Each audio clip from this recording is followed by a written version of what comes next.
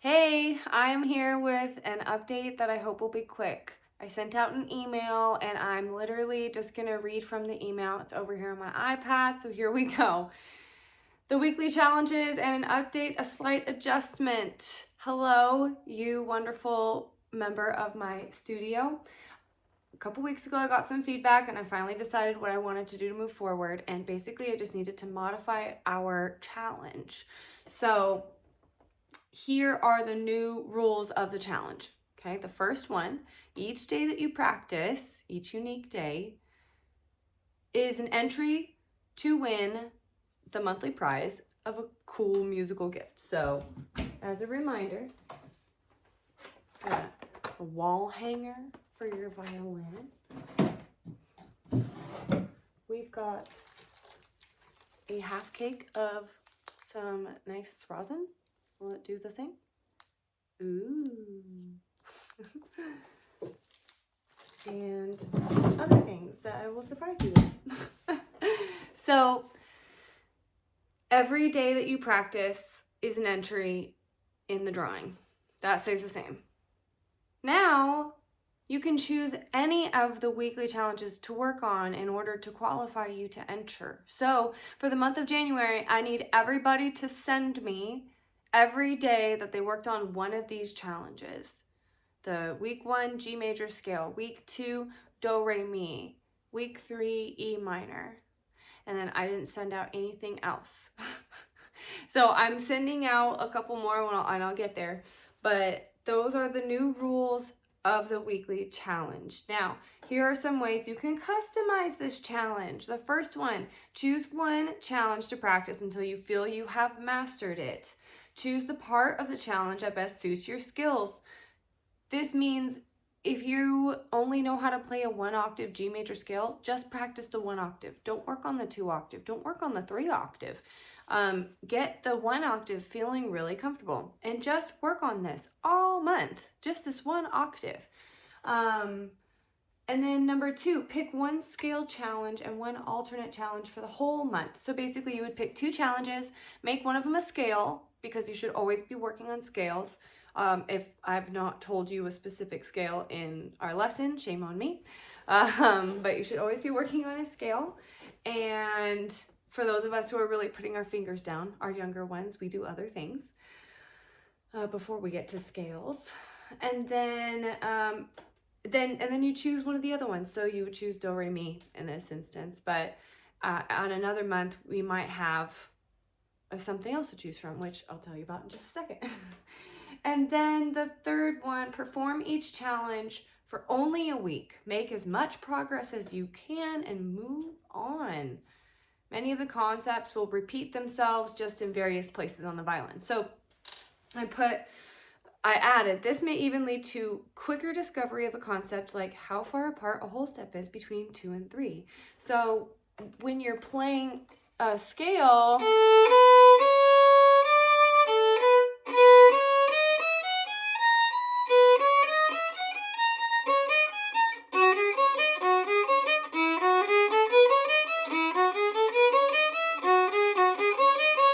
I can practice the exact distance between 2 fingers in various places, and that helps me to better understand that distance because I'm doing it in slightly varied positions, but not that varied positions. They're still basically in the same place. You just have to really connect with the feel of your fingers. So anyway, this is just one of the benefits that you could get from doing the challenge just as well as you can and then moving on, because you might pick up learning that concept but just on a different scale, and that might be refreshing for you. Basically, when we practice music, there's kind of a constant battle between our forebrain and our hindbrain. This is something new that I'm learning about, but it has a lot to do with how I already teach, so I'm very curious about this topic for that reason. But the forebrain is our thinking brain, and the hindbrain is like our body.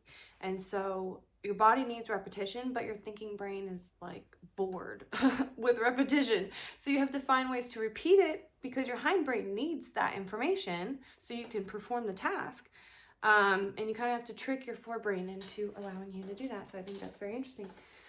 And so that's why with kids, but with anybody, with myself, using games, I just practiced and I used getting 3 in a row. I think 5 in a row though works better for me personally, but I wanted to see if 3 in a row was good enough to work the tempo up on a piece of music. I get it 3 times in a row the way that I want it at one tempo. And then I move on to the next tempo and I do that 3 times in a row and I move one object at a time. I have some banjo picks right here. So anyway, that is how you can, those are some ways I thought of that you could customize how to do this challenge overall, okay? So you don't have to keep up with everything every week. I'm not expecting anybody to do that. This is also totally extra to the lesson too. So, you know, do the lesson stuff first, and then if you have an extra 2 minutes, just apply a little bit of thought to one part of the challenge, and that's it. That would totally qualify you to enter the challenge. I'd say 2 minutes. Put on a timer, 2 minutes, okay? That would totally qualify you to get an entry to win a prize. And yeah, so then also in the email are my week 4 and week 5. I'm kind of catching up on the challenges. I'm still numbering them because it helps me stay organized on my end. So again, this may feel like a list and you have to check everything off. You don't, and you don't have to do it on time, and you don't ever have to do it. But it will reward you if you do immensely, because the more in tune you play on the violin, the more the violin is ringing out and making this beautiful sound. And then that really encourages you to make an even nicer sound. And then you're really enjoying practicing because you're making such a great sound and you're playing so well in tune. And that's what I'm trying to help everybody do. So the week 4 is all about the warm-up. Week 5 is all about the D major scale and arpeggio. I've got videos going through those. And then there's click here for the videos of those.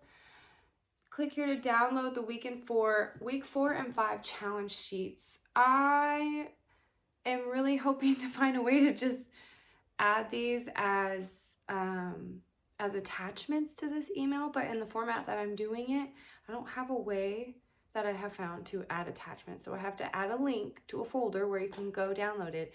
Please, if you are having trouble downloading it, let me know. I might even create, I don't know.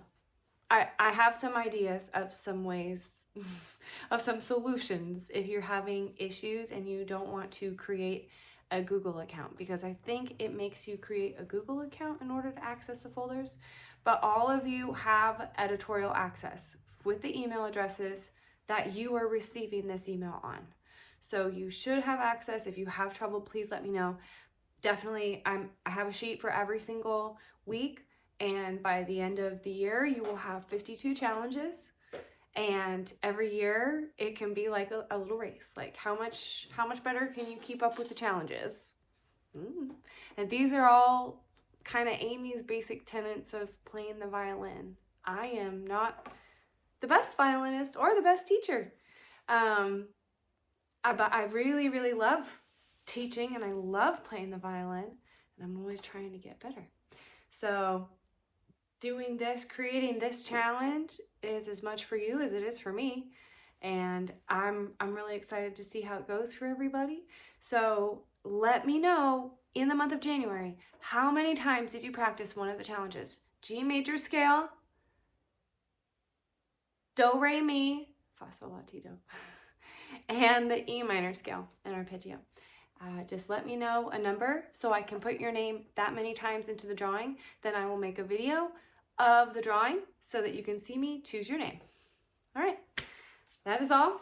I will see you in the next one.